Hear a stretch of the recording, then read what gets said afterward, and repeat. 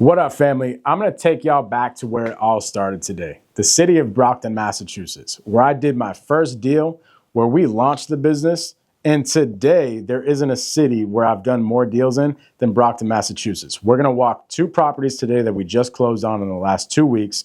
And I'm going to show you guys where it all started and let you know the story and why to this day we still focus on that city. So let's go on a journey. All right, before we head out, I want to show y'all something that we got cooking up.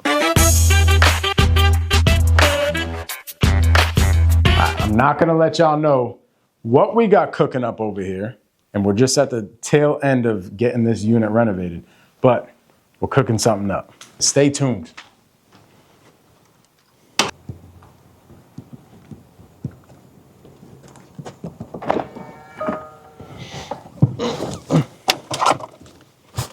All right, so we're in Brockton now, driving to the first property. We're gonna go meet the wholesaler that brought us the lead for this first property.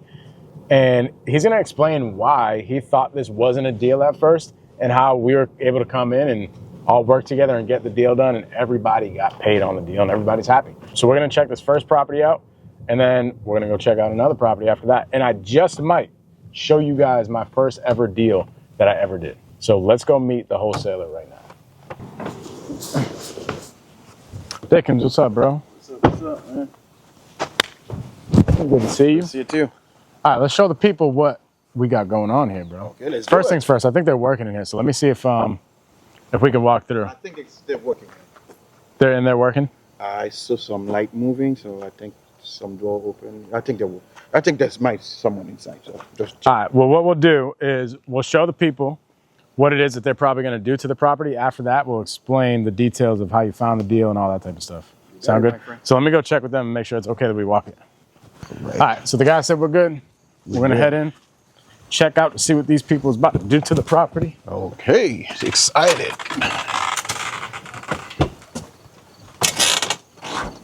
So the first things first, obviously you guys can tell, probably fully gutting this kitchen. Kitchen, yeah. Okay, so fully gutting the kitchen. If I was them, I'd probably take this wall down to open everything up.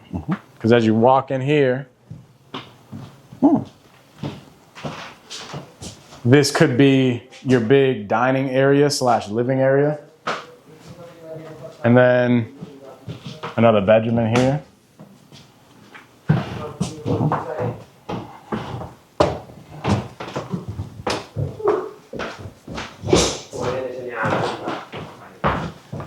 Actually, right here could probably be the living area. What's up, bro? What's up, bro? Nice hardwoods throughout. Yeah, that's good. I know we're gonna remove the carpet. Yeah, it's kind We of might have a like nice an hardwood. It'll just be a nice entryway. They'll probably rip up the carpet here. If it was me, I'd probably leave it as is.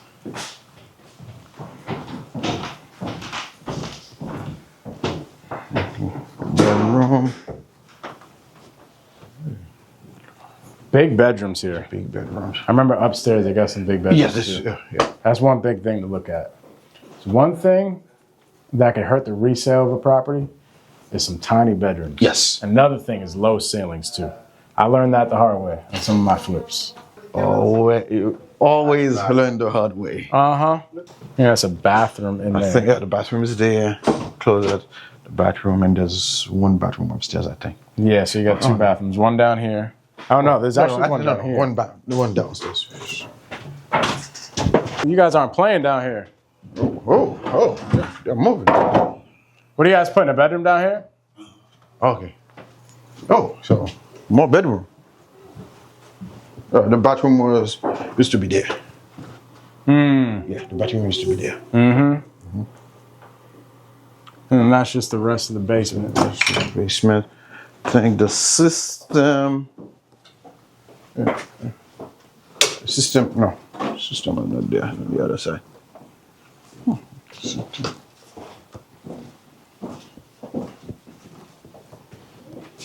All the major systems are in here. And that base of furnace. This massive heating system could probably go. I remember talking to the seller. He's like, that thing's been here for like 50 years. Yeah, and he told always service it every year.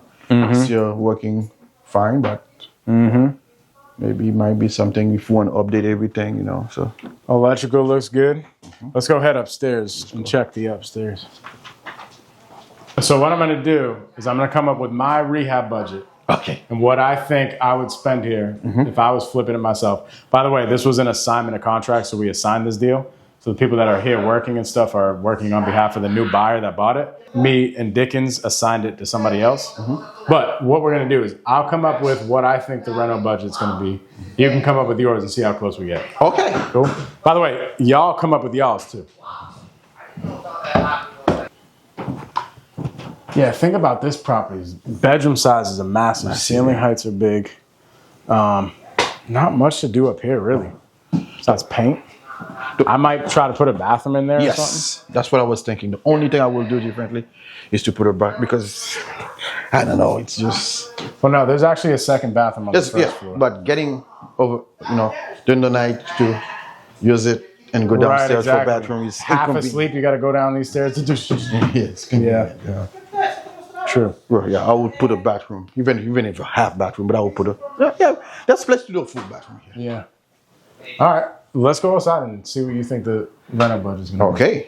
And we can tell the people how the deal came about. Okay. Everybody's favorite question. How did you guys find the deal? Dickens, why do you think that's everybody's favorite question?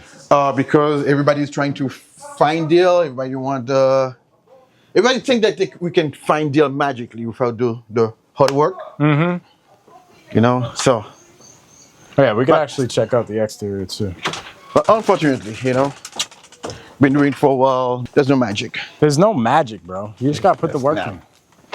If you know a magic way to find it, just let me know. I'll be more than happy. I'm a lazy guy, so I'll be more than happy to do it. All right, so they got some exterior work here. They'll probably do the deck. With the deck. Okay. And with those 3 garage, this one is best. Yeah, I like this garage here. It's two car garage. Okay. Exterior is fine. Windows look pretty good. Pretty good. Roof is fine. fine. Vinyl is final, so you don't got to do none of that. All really you got is landscape and the deck for the exterior. And maybe the fence. Yeah, maybe put a fence out back. Oh yeah, it looks like they somebody tore down that fence a little bit. Well, that being said, what do you think your rental budget would be? Being the crazy man, I will put 100K into rehab. Okay. Yeah, that's what I was thinking. I like that. Yeah. I like that. I would say, so you got in exterior work, it's really not that much. The biggest thing I would say is going to be the heating system. Yeah. Heating and cooling, especially if you're going to put an AC unit in there. That's going to be a lot. So just the heating system alone, it's going to probably be like 15, 20 grand. Yeah. And then if you're replumbing everything too, you got plumbing throughout. They're over there doing some structural work, some framing. I'm going to call it 100. Yeah, a new bathroom also. I'm going to call it Upstairs. 100. Yeah, that's what I like it 100. Because over here, you're on city sewer, City so you're not sewer. on septic, so you don't got to do a septic system. Yeah, city water, I would water, call it city about tour. 100. Yeah, that's what I was thinking. So I like it. I like your rehab budget.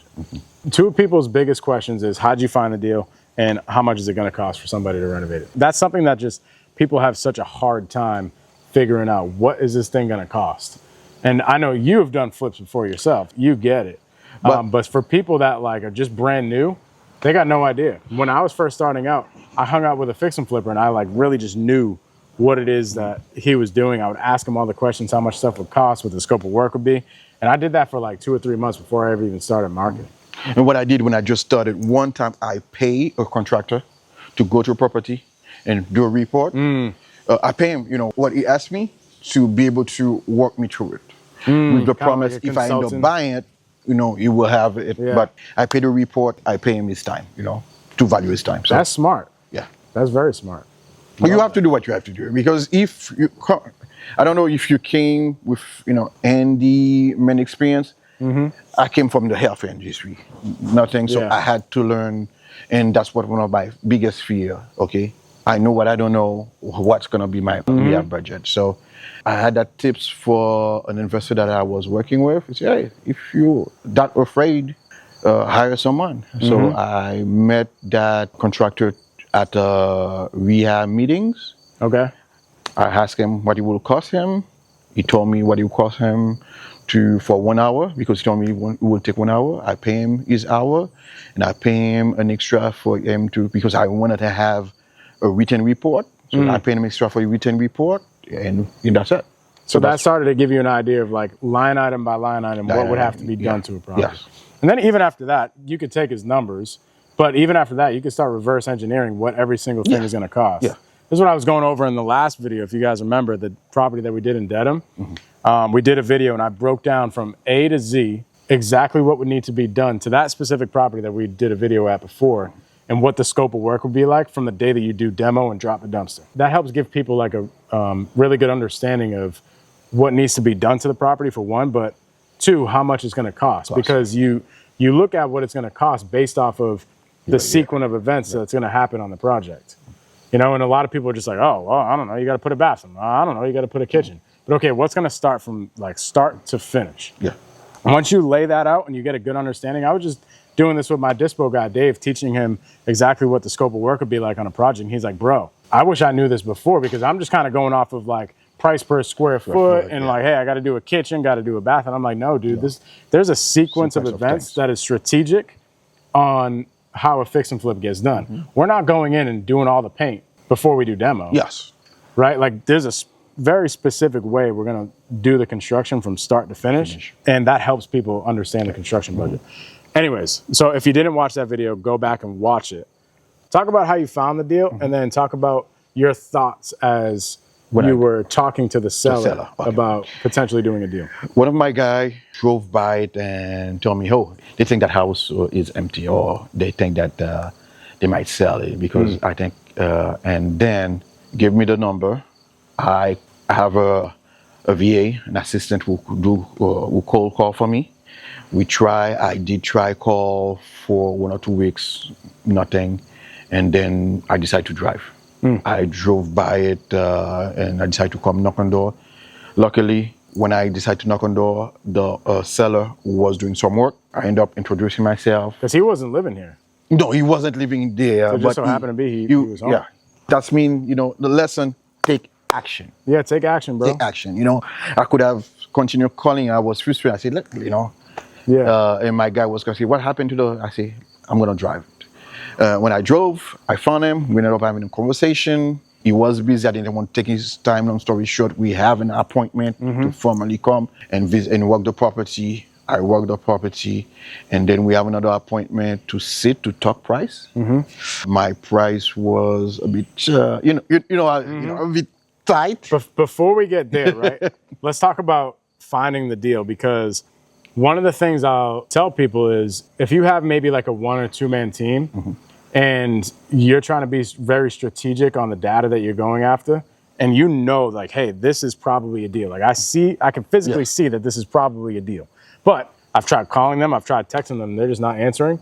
I'm like, dude, go door knock them. Yes. Go send them a mailer. Like do whatever you can to try to get in touch with that homeowner.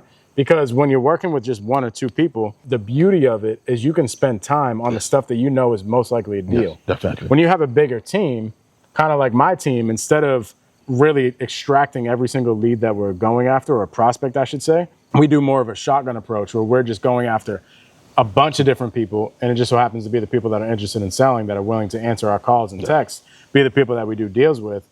But what I'm saying is like, hey, if I was just starting out, I would be doing this. I'd be like, yo, I got to get in the streets. I got to if I know that there's somebody that's probably going to sell in my neighborhood, I got to go to the door if I got it. I got to figure out like, hey, how do I get in touch with this person?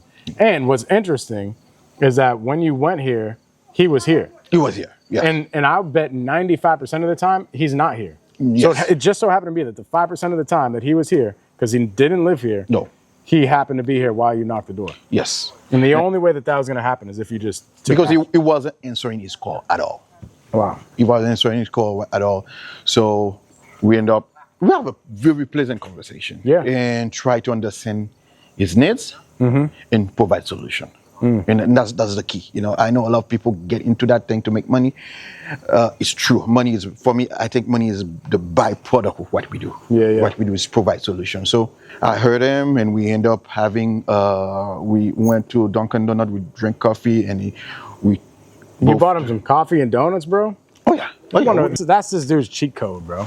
Oh yeah. We toured the property, and then I told him, hey, let's find a way to talk, because there was no chair in that property because it wasn't living. So we went to a closer Dunkin' Donut, and we talk about. Bro, people are nervous, or people are concerned about their CRM. They're concerned about the mailer that they're putting out. They're concerned about their script. They're concerned about the text that they're about to send.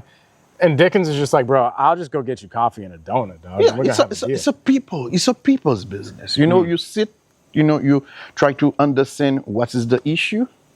And that's gonna be the segue to why I brought you to it. What is the issue and how you can solve that issue?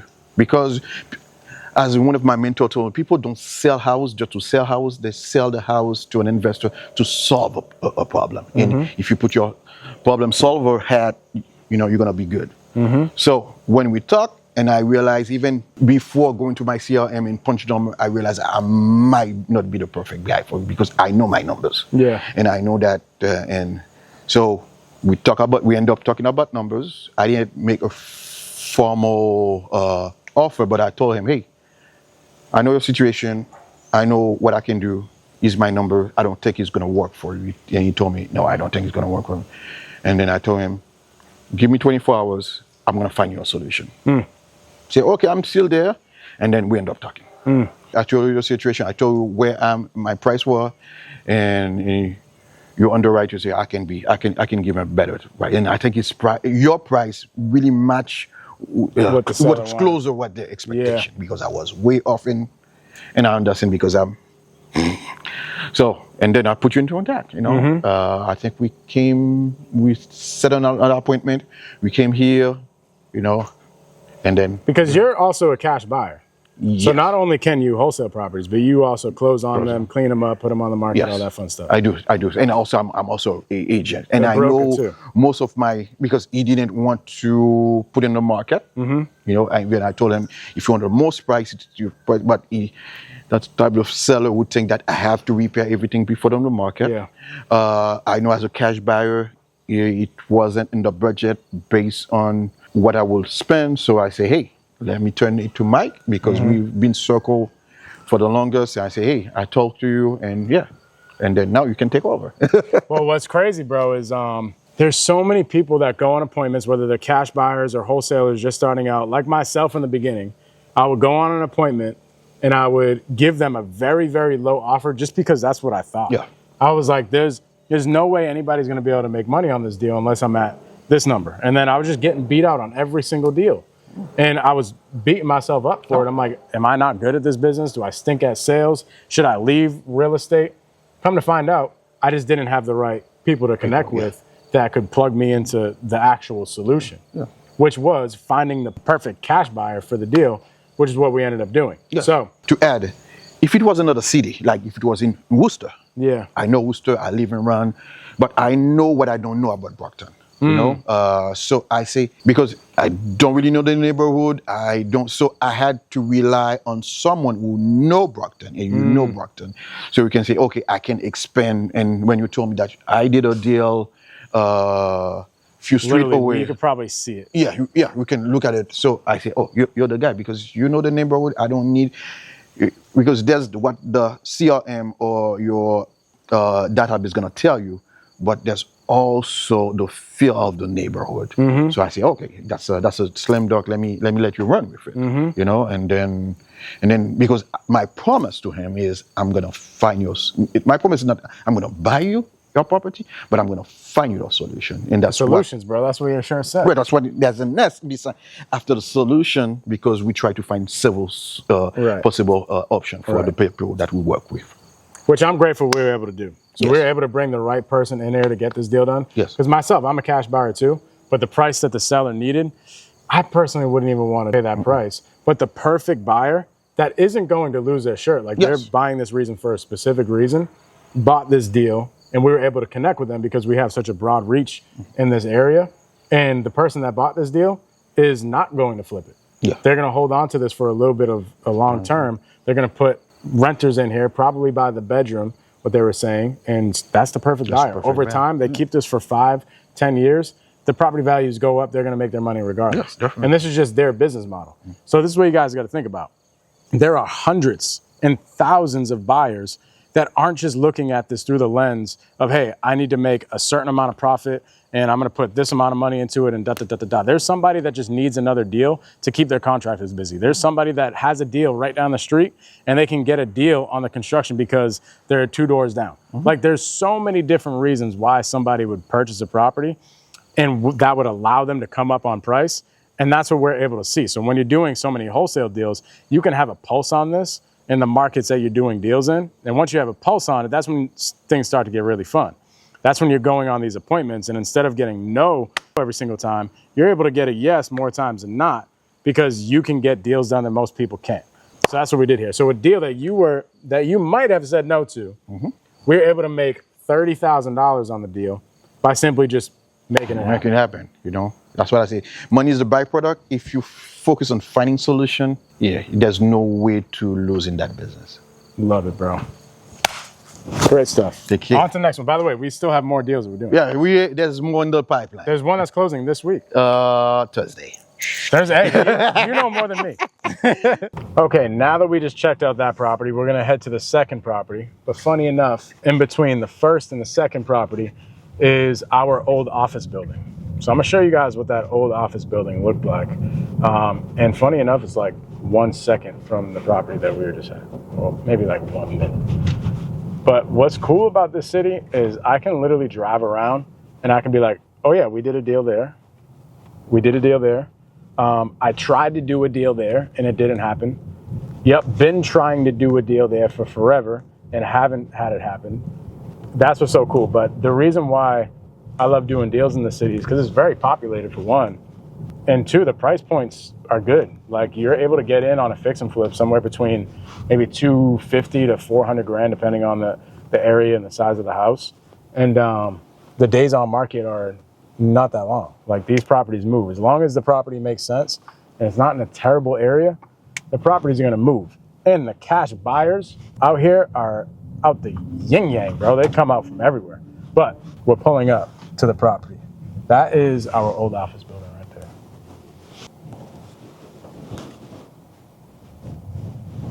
So that's where it all started, man. That's really where it all started.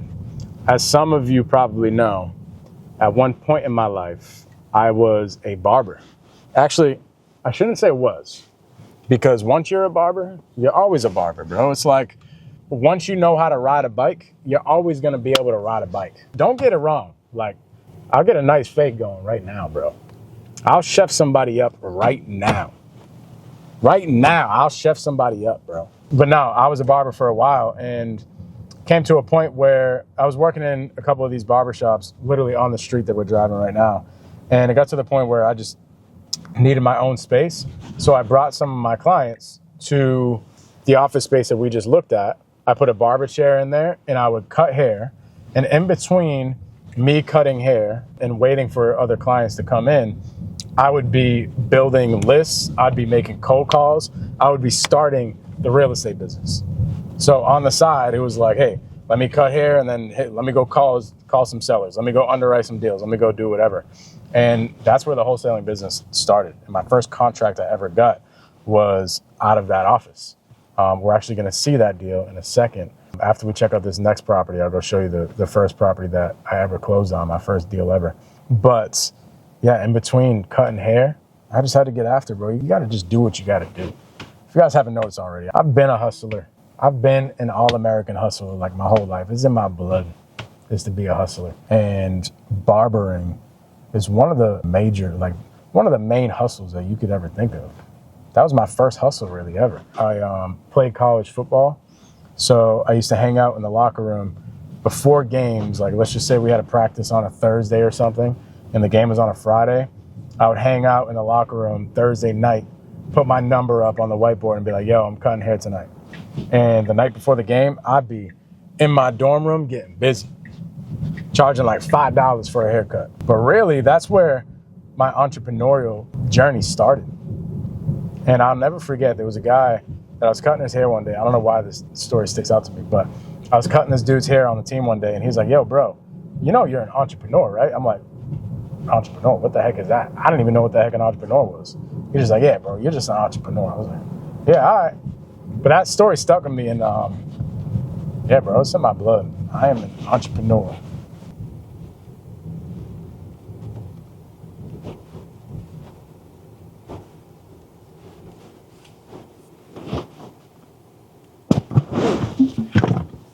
So this is another wholesale deal that we did, the second property that we were talking about, that we did about 2 weeks ago. Funny enough, this was the same story as Dickens. We have a cash buyer that I've done a lot of business with. He's actually been on the channel. David, if you guys want to connect with a real good cash buyer, connect with David. He's a freaking beast. David, I've been telling him for years, I'm like, bro, you're going on appointments with sellers, with wholesalers, with a lot of people, and you're seeing a lot of deals. And I promise you, some of these deals that you're seeing are deals and you're saying no to them. And it's not like he ignored me or anything. He's just super busy. But this deal opened his eyes to be like, oh, wait, I have been sitting on a lot of opportunities that I've been saying no to that were actually deals. So David brings me this deal and he's like, hey, bro, what do you think about it? I don't think I'm a buyer for this one, but numbers sound decent. I don't know. It's just not a deal for me. I'm like, yes, bro, this is a screamer deal. We made $81,000 on this deal that he was going to say no to. Catch this.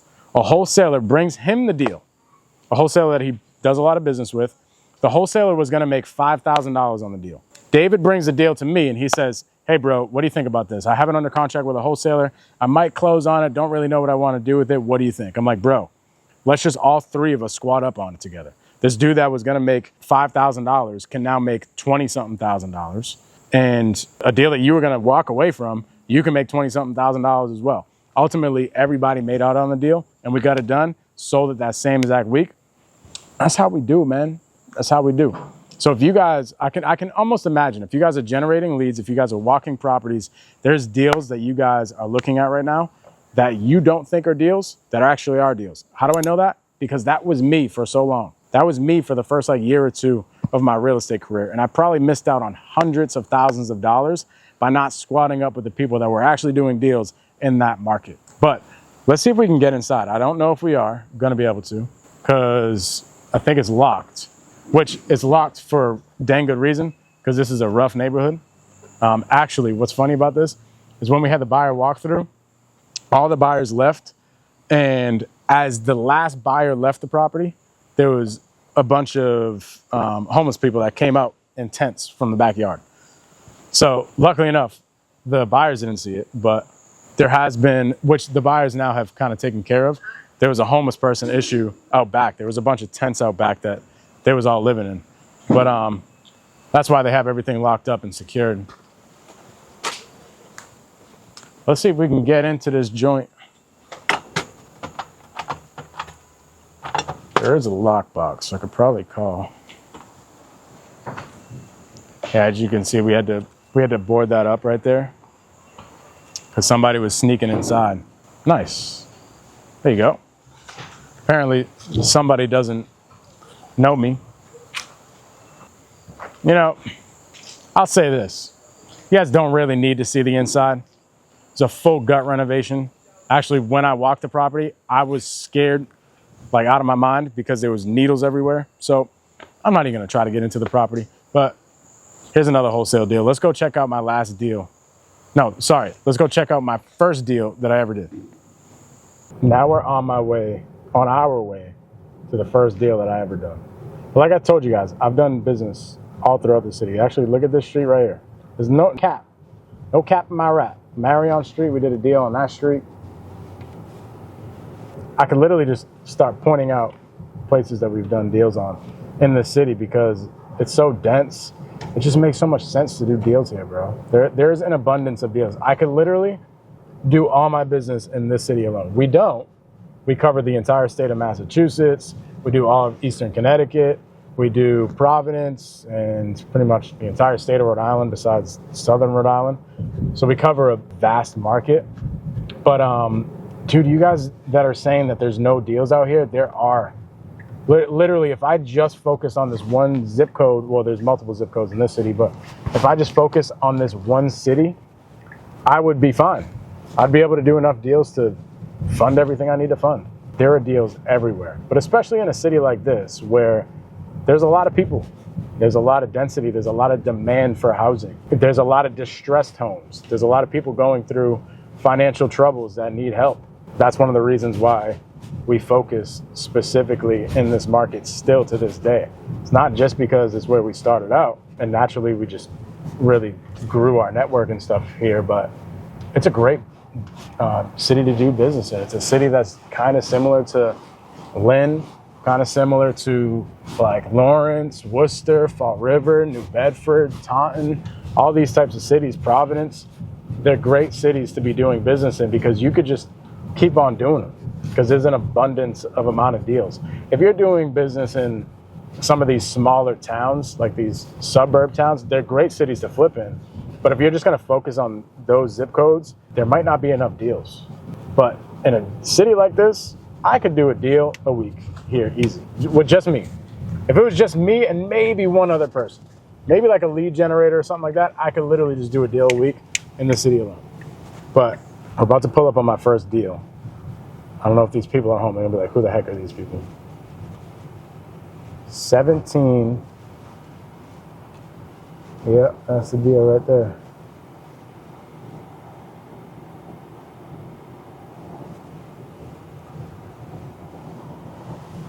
My first deal ever. Now, when I say my first deal, I do not mean my first contract. Because I think I had like 3 contracts before I got my first deal. What do I mean by my first deal? I mean the first deal that got closed, that I was put on a HUD statement and I was paid out. That was this deal right there. I made $20,000. When I got that check, I was like, bro, this isn't fake. This is real. I got proof of concept. Like, bro, you can actually do this business. And that's what took me off. And it took me 7 months to get that check. From the day that I started the business to the day, actually, I'm going to say like, it took me years and years because I kind of started in real estate doing like driving for dollars and going to meetups and stuff like that. But like, I launched the business and started marketing and started really going after it. And I think it was January, and it wasn't until July when I got that deal. So it took a good 7 months to finally get paid on my first deal.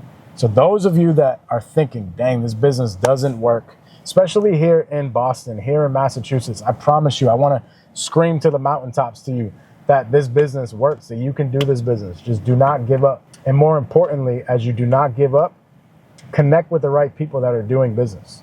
People that can hold your hand, people that can be like, yo, let me drag you through a transaction, okay? Let's go create some chaos, go find some opportunity, and then have somebody drag you through that opportunity. Have somebody be like, hey, bro, you're sitting on something that is an actual deal. Like, I need to help you. Let me drag you through that.